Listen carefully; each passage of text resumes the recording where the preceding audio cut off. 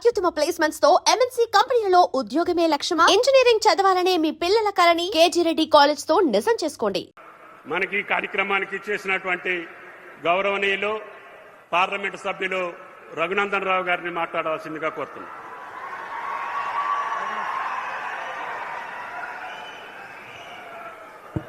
సభాధ్యక్షులు గౌరవనీయులు రాష్ట్ర వ్యవసాయ శాఖ మంత్రివర్యులు తుమ్మల నాగేశ్వరరావు గారు, నేటి కార్యక్రమానికి ముఖ్య అతిథిగా విచ్చేసినటువంటి పెద్దలు రాష్ట్ర ముఖ్యమంత్రి వర్యులు గౌరవనీయులు రేవంత్ రెడ్డి గారికి, పెద్దలు ఈ జిల్లా ఇన్ఛార్జ్ మంత్రి గౌరవనీయులు వివేక్ గారు, మరొక సీనియర్ మంత్రి గౌరవనీయులు దామోదర్ రాజనరసింహ గారు, పొన్నం ప్రభాకర్ గారు, పొంగులేటి శ్రీనివాసరెడ్డి గారు, పిసిసి అధ్యక్షులు ఎమ్మెల్సీ గారు గౌరవనీయులు మహేష్ కుమార్ గౌడ్ గారు, ఆయిల్ ఫెడ్ అధ్యక్షులు రాఘవరెడ్డి గారు, గౌరవ శాసనసభ్యులు, శాసన మండలి సభ్యులు, వేదిక మీద ఉన్నటువంటి అన్ని వర్గాలకి, అన్ని రంగాలకు సంబంధించినటువంటి అధికారులకి, మా జిల్లా కలెక్టర్ గారికి పేరు పేరున ఈ కార్యక్రమంలో పాలు పంచుకుంటున్నటువంటి రైతన్నలందరికీ కూడా శుభాకాంక్షలు, అభినందనలు తెలియజేస్తా ఉన్నాను.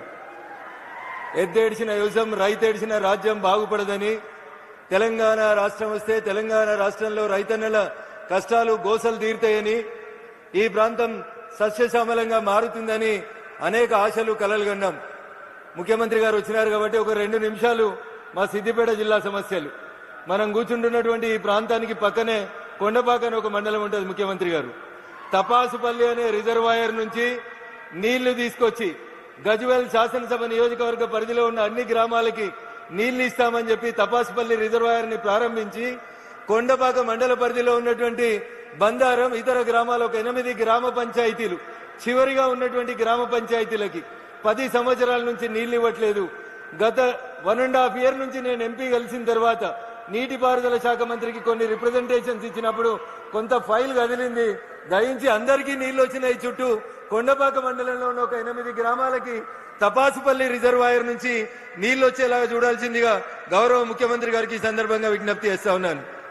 పిసిసి అధ్యక్షులుగా మీరు, అప్పటి భారతీయ జనతా పార్టీ రాష్ట్ర ప్రధాన కార్యదర్శిగా నేను మల్లన్న సాగర్ ప్రాజెక్టు నిర్మాణం జరుగుతున్నప్పుడు మేము ఆ ప్రాంతంలో ఉన్నటువంటి పల్లెల్లో నిద్ర చేసి మల్లన్న సాగర్ పూర్తయితే దుబ్బాక శాసనసభ నియోజకవర్గంలో ఉన్నటువంటి ప్రతి పొలానికి నీళ్లు వస్తాయని, నష్టపోయినటువంటి రైతన్నకి నష్టపరిహారం సరైన రీతిలో అందిస్తామని చెప్పి ఆ రోజు ప్రతిపక్ష నేతలుగా మేమందరం కొట్లాడడం జరిగింది. ప్రాజెక్టు నిర్మాణం పూర్తయింది.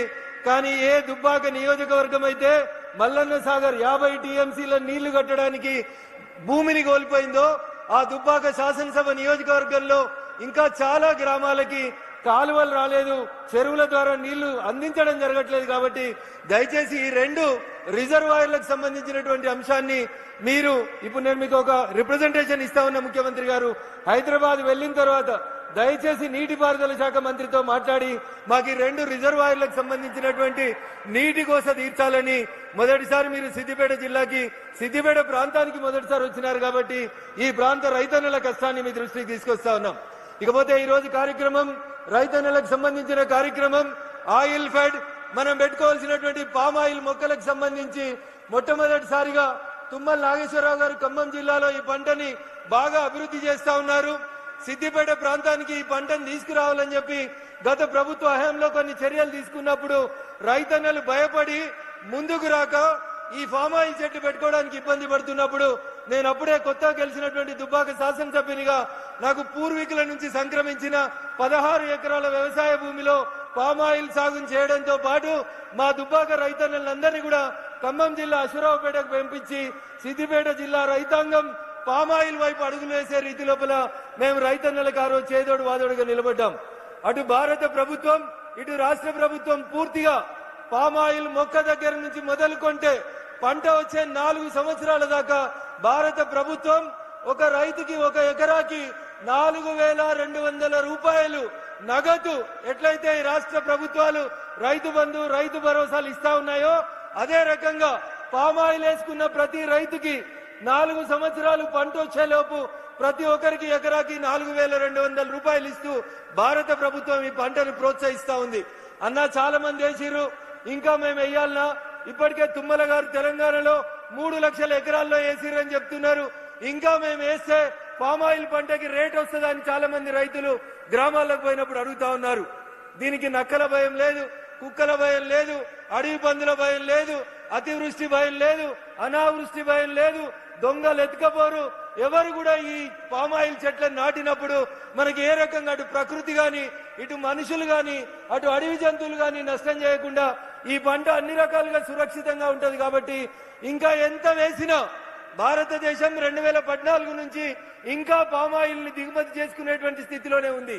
కాబట్టి మనం ఈ రాష్ట్రంలో ఇప్పుడు ఉన్నటువంటి 3 లక్షల ఎకరాల పామాయిల్ సాగుని 10 లక్షల ఎకరాలకు విస్తరించిన రాష్ట్ర ప్రభుత్వం, కేంద్ర ప్రభుత్వం పామాయిల్ సాగుని ఎంకరేజ్ చేస్తుందని, మీకు కావలసినటువంటి డబ్బులు పూర్తి స్థాయిలో అందిస్తుందని ఈ సందర్భంగా తెలియజేస్తూ రైతన్నల్ని క్రాప్ డైవర్షన్ వరకు క్రాప్ ఎప్పటికీ వరి నీళ్ళు వచ్చినాయి కదా అని వరి పంట వేసే బదులు పంట మార్పిడి విధానం వైపు రైతన్నలు ముందుకెళ్లాలని కోరుకుంటూ హార్టికల్చర్, సెరికల్చర్ తో పాటు పామాయిల్ సాగులో కూడా రైతన్నలు మరింత నైపుణ్యం సాధించే రీతిగా వ్యవసాయ శాఖ అధికారులు, ముఖ్యంగా మంత్రి తుమ్మల గారు పడుతున్నటువంటి కష్టానికి మనందరం కూడా వారిని అభినందిస్తూ ప్రతి రైతు పామాయిల్ సాగులో ముందడుగు వేయాలని చెప్పి కోరుకుంటూ ఈ జిల్లా సమస్యలు మరికొన్ని ఉన్నాయి ముఖ్యమంత్రి గారు, వాటిని రాతపూర్వకంగా మీకు అందించాలనుకుంటున్నాం. ఉదాహరణకి గజ్వేల్ కి రింగ్ రోడ్ అని వేసిండ్రు, 10 ఏళ్ళైంది రింగ్ రోడ్ ఇంకా పూర్తి కాలేదు. ముఖ్యమంత్రి గారు కొంచెం ల్యాండ్ ఎక్విజిషన్ 2-3 సమస్యలు ఉన్నాయి. గజ్వేల్ కి సంబంధించినటువంటి ఆ రింగ్ రోడ్ పూర్తి చేయాల్సిందిగా కోరుతా ఉన్నాం.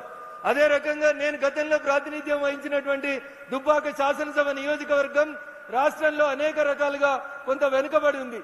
భవిష్యత్తులో ఏమైనా పరిశ్రమల్ని మంజూరు చేయడానికి అవకాశం ఉంటే దుబ్బాక శాసనసభ నియోజకవర్గాన్ని మీరు ఎట్లయితే కొడంగల్ వైపు ప్రతి అంశాన్ని మీ వైపు డ్రైవ్ చేసుకుంటా ఉన్నారో అట్లే మా దుబ్బాక వైపు కూడా ఓ కన్నుంచాలని దయచేసి కుడి చేయి కొడంగల్ అయితే ఎడమ చేయిని కనీసం దుబ్బాక వైపు చూపించాలని ఈ వేదిక ద్వారా గౌరవ ముఖ్యమంత్రి గారికి విజ్ఞప్తి చేస్తూ కొన్ని రోడ్లు, కొన్ని కాలేజీలు మీకు వినతి పత్రం అందజేస్తా ఉన్నాం.